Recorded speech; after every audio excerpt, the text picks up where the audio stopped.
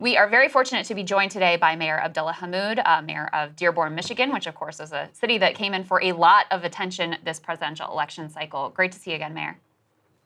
Great to be with you. Yeah, of course. So you decided ultimately, even though you're a Democrat, not to endorse in the race versus Kamala Harris versus Donald Trump. Why did you make that decision, and what do you make ultimately of the results in your city? Ultimately, my decision not to endorse stemmed on an issue of policy. We wanted a presidential candidate who would distance themselves from Benjamin Netanyahu and the ongoing genocide that's not only now in Palestine, but expanding in Lebanon. I'm of Lebanese origin and descent, so is my wife of Lebanese and Palestinian descent. To date, almost every resident I know in this city has had a family member or loved one killed, injured, or displaced.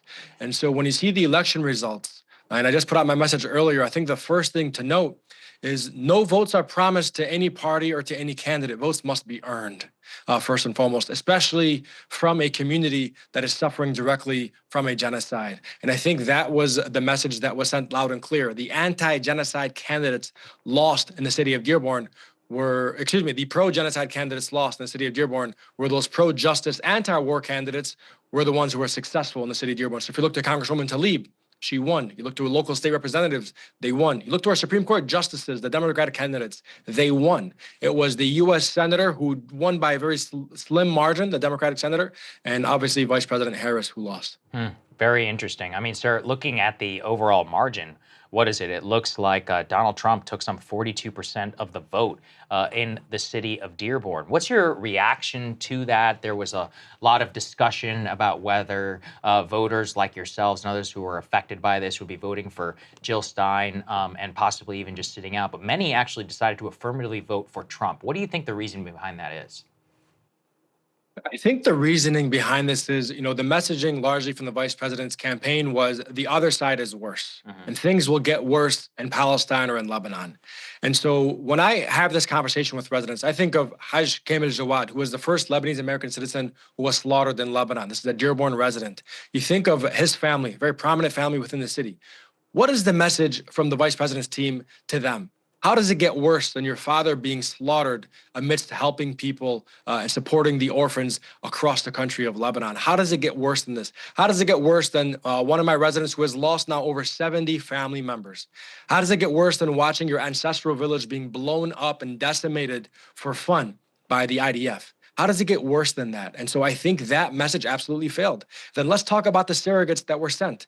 Liz Cheney. Really? We're going to brag about Dick Cheney's endorsement and show up with Liz Cheney numerous times. I'm sorry that the Liz Cheney Democrats did not show up and vote. But in this community, what people stood on was value and principle and morals. And that's what they wanted. So yes, you saw a backlash towards these pro-genocide candidates. But again, it wasn't an abandonment of any party. Rather, it was the reaction to the party abandoning the residents of the city of Dearborn. Yeah, certainly makes sense. Ryan, I know you have a question for him. Yes, CNN had a rather incredible take last night, effectively that Kamala Harris was kind of too critical of Israel. I want to roll this for you, if we can put up this thought here.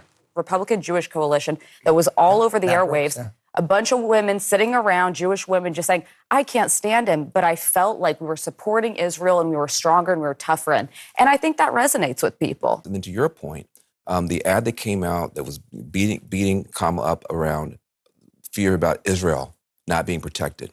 There was never a response from the campaign on that, which I thought was a big mistake. Amanda Berman from Zioness had to raise money running her own ads trying to fight back alone. That didn't work. So, but listen, you tied her to the economy, you tied her to Biden, you tied her to weird, and it was not a good I agree with everything you're saying. I just didn't want to engage in the autopsy before before we've called the race and before she dropped out. But, one thing on that, the answer on I can't think of anything offhand about where she would differ with Biden was disastrous, and there's no doubt about it.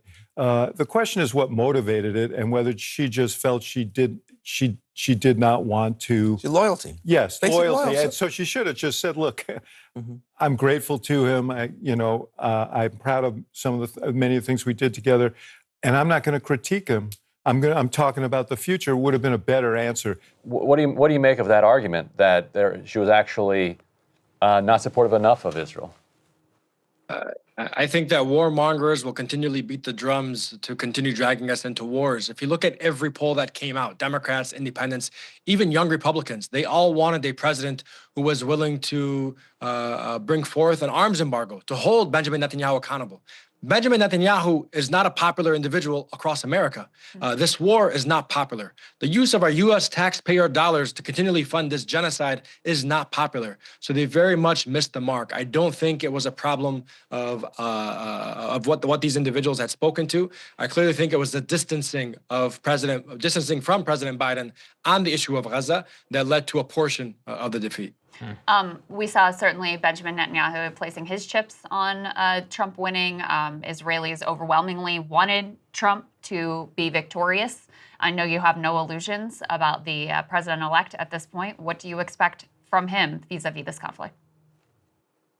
If we've learned anything in 16, it's learn to not expect, because you're going to be surprised at every turn.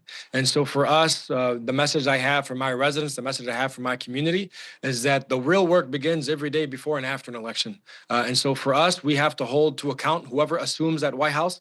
In this case, it will be Donald Trump. And we're ready and prepared to organize, to mobilize, to protest, and to continually call for policies to help improve and save lives, be it in this country and across the globe. Donald Trump, in his victory speech, gave a shout out to Muslim Americans who had helped put him over the finish line. Are people in Dearborn now considering themselves to be part of that coalition at the table where they can negotiate with Trump, or are people thinking of themselves as kind of outside the coalition and protesting to kind of push him in a direction?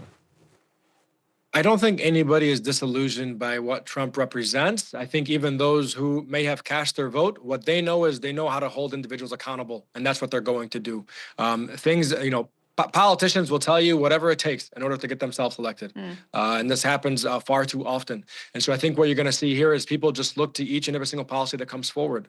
Again, if we look at the candidates that won yesterday, skipping the top of the ballot, look towards the down ballot candidates. These are the individuals that were in the community, knocking on doors, who weren't shy to take tough votes on issues that impacted this community directly, who aligned with where the center of America is now on the issue of Israel and Palestine. And so I think what needs to happen is a deep reflection from the Democratic Party, from both parties, on the issue of Israel and Palestine, and for those parties to move, for their centers to move, just as the American center has moved. Yeah. Mayor, thank you so much. We're really grateful. I know we're the first interview that you gave today, so we really are grateful for that and always appreciate your insights. Thank you, sir. Thank you so much for having me. Yeah, our pleasure. Hey, if you like that video, hit the like button or leave a comment below. It really helps get the show to more people. And if you'd like to get the full show ad-free and in your inbox every morning, you can sign up at breakingpoints.com. That's right. Get the full show, help support the future of independent media at breakingpoints.com.